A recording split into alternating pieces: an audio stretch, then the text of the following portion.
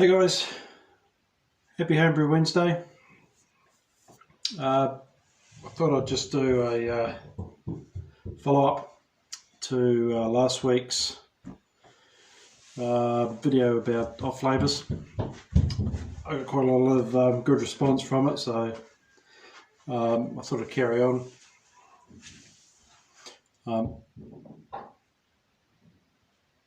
I'll try my stout, my Irish stout, Guinness clone that I made a wee while ago. Cheers.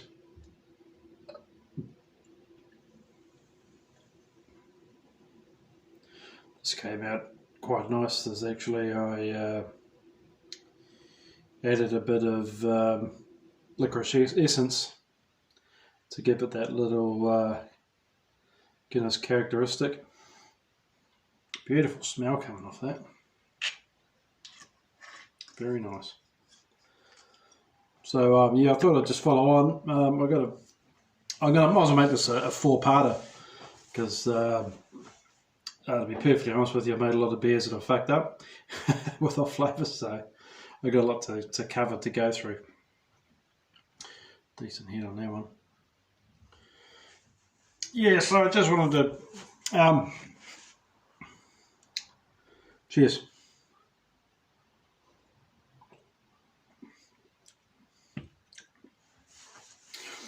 I just wanted to touch on another Off-Flavour that I've struggled with over the years. It's a chemical called, be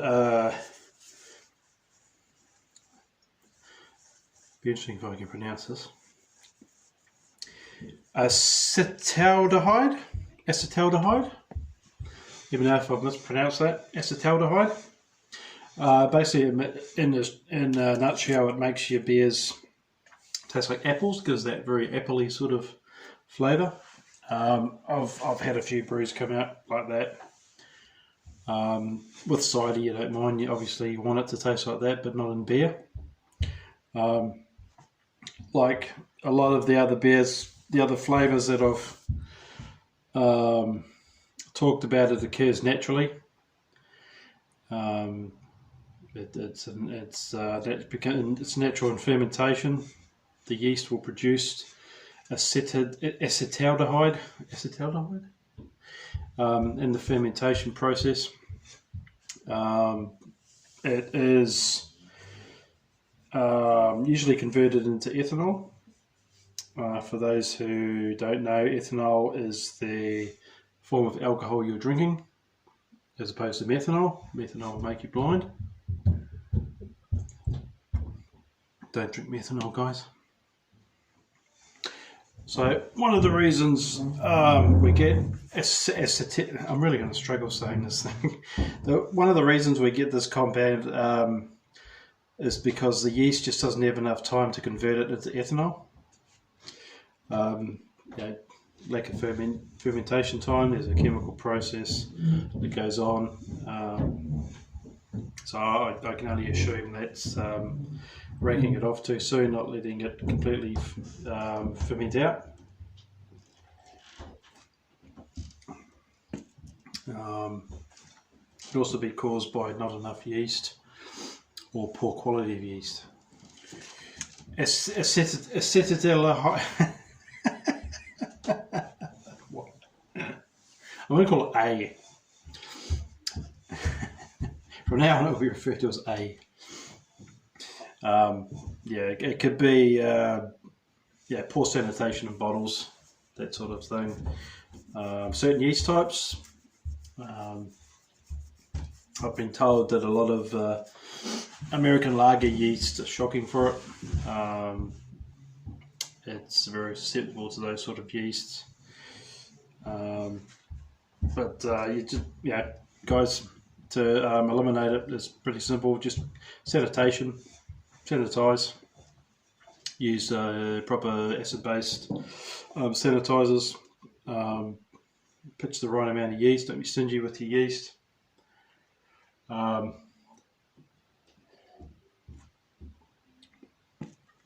always fully oxygenate my wort. I'll either pour it from a height, getting that oxygen in or stir it, very important. It's the whole anaerobic, aerobic thing, that's for another video. And yeah, just avoid racking till fermentation's done. Let it, like a lot of these things, patience is a virtue. Just let it ferment out. It's worth, it'll reward you in the end. It's worth it in the end. And there's a little bit of a give and take when it comes to keeping your wort on the trub. You don't want to keep it too long, and you don't want to keep it too short. If you keep it on there too long, some of those yeast acids, it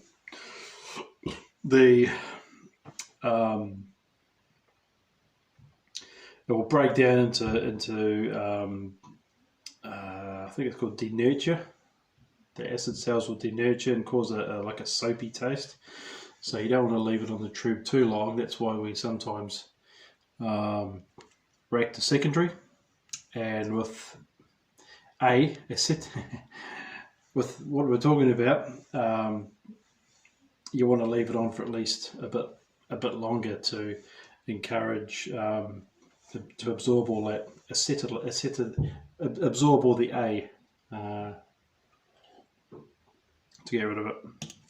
So you just be patient with your fermentation, guys.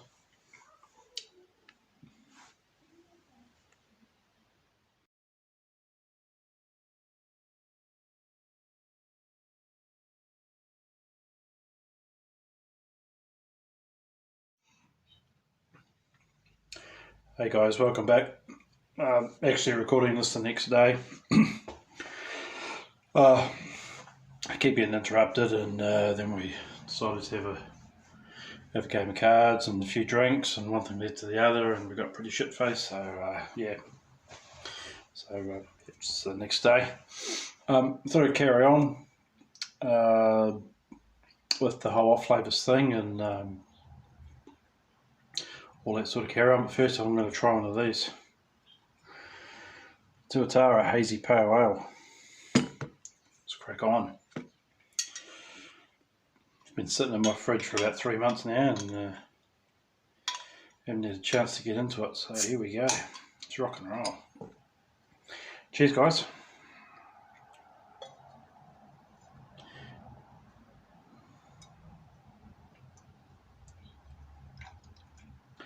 I'm a big fan of Tuatara. Love their IPA and their Pilsner, I think it is.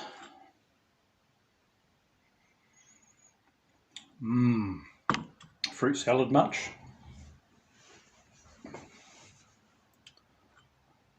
Nice and cloudy. Might be a bit of chill haze.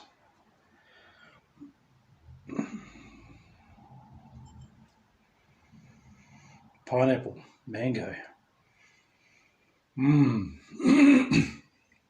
He's looking at you, kid.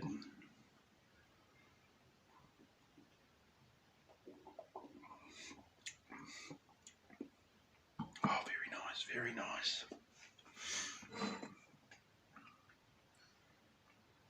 5.5% alcohol, but you wouldn't know. Very nice. It's very yummy. So yeah, just pick up where I was yesterday. Another off-flavour that I I've had in my beers is referred to as a phenolic off taste, better known as carbolic acid. I found I get it a lot in my stouts and porters, dark ales, that sort of thing. It's characteristic. It's a medicinal taste, sort of like Vicks 44 or something. Some people refer to it as a Band-Aid taste. I think it tastes more like sort of medicine-y. Unfortunately, once in your beer, it's there. You can't get rid of it. You can't scrub it out, or you can't. It's there, so there's no way of getting rid of it. I've had beers with it, left it for a year, hoping to come back, and it's still there. So it's a bitch of a thing. Once again, it's in all beers in certain amounts. Every beer has carbolic acid, and it's there. You want it in low levels for mouthfeel. It adds to mouthfeel.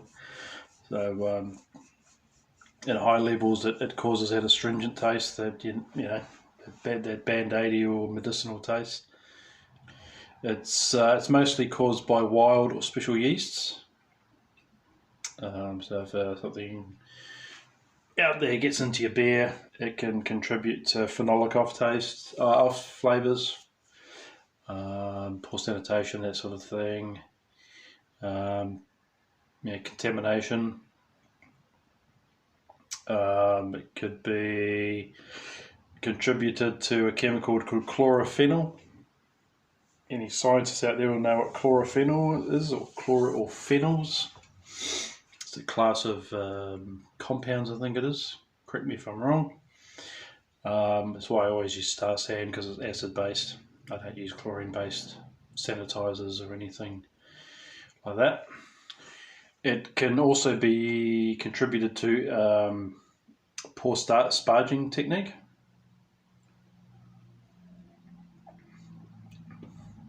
If you sparge, if that's where you are in your brewing journey, not doing proper sparges can add to that phenolic taste.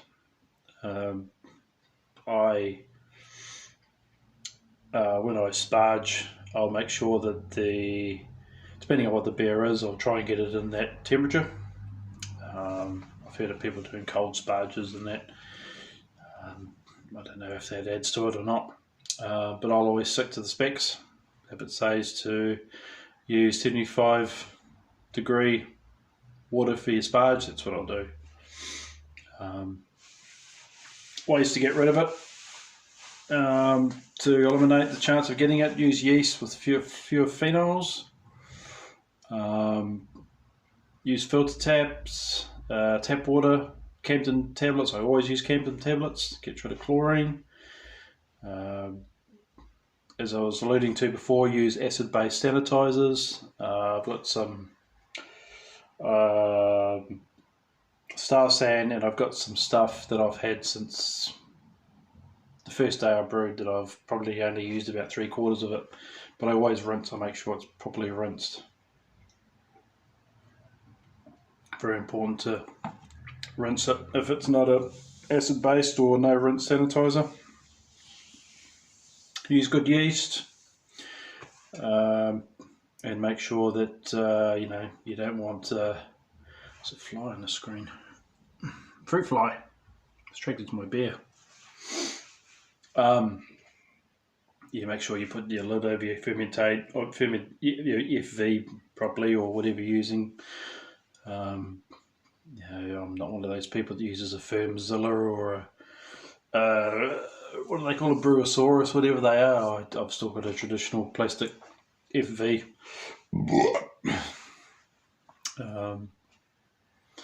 Don't overcrush your grain. Don't have your grain, unless you're doing brew in a bag, sorry. Don't crush your grain to a fine powder. Keep an eye on it. And a little tip that I heard, I was watching a podcast by a man called Charlie Bamforth, I think his name is. Very knowledgeable guy. I think he's a chemist. And he was saying don't collect your wort below 1.08. I can't remember the reason for that. I'll try if I can get that interview. It's pretty informative.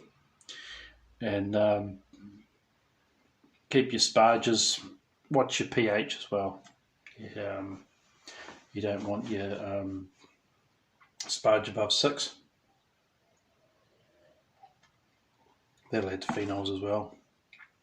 And as I say, when I sparge, I don't go any higher than 75. It's the whole adding tannins things. There's a correlation there between tannins and phenols and that sort of thing. So hope this has been informative, guys. Hope it's given you a bit of value. Next week we'll do part 3. I've got a few other bits and pieces I struggle with. A few off flavours that have been in my beer that don't want you guys to have to go through, try and eliminate them. Anyway, I'm going to sit back, relax, have this beautiful Tuatara Hazy Pale Ale. Cheers, guys. Oh, look at this bloody fruit fly. Get out of it. Must be a drunk. Cheers.